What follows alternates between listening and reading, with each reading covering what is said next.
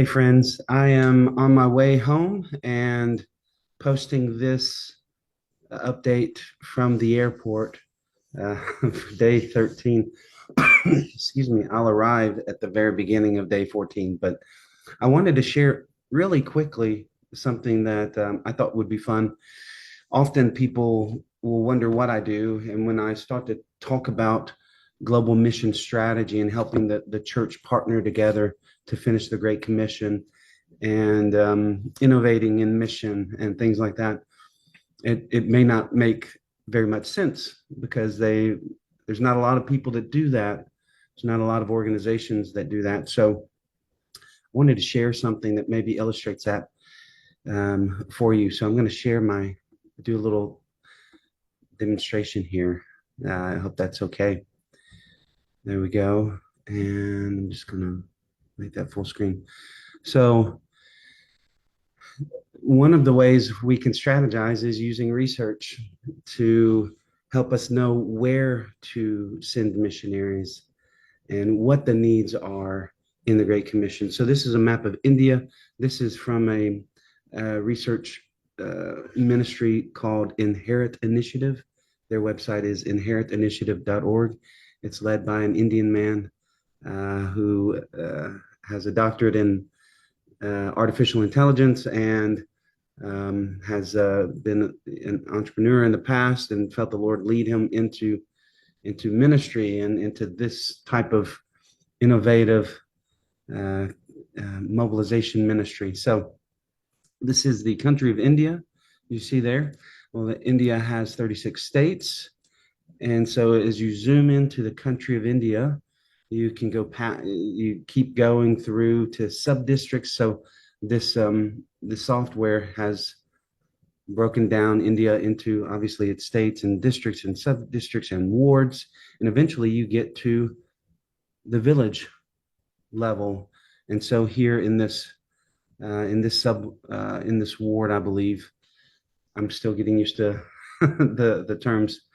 There's 103 villages in this one tiny part of India. And you'll notice there that some of the villages are green and some are orange, or what an Indian might call saffron.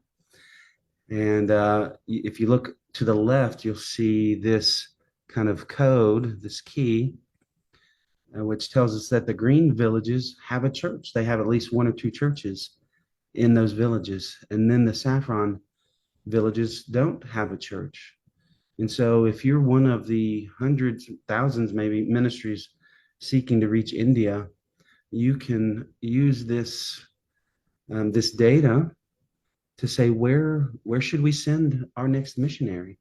Well, let's not send them to the green village, right? There is at least a church there that's proclaiming Christ. Not that they couldn't use help, or not that there wouldn't be room necessarily for two or three or four or five churches, but that there are so many places still with no access, no church. And so I found this presentation so encouraging and challenging.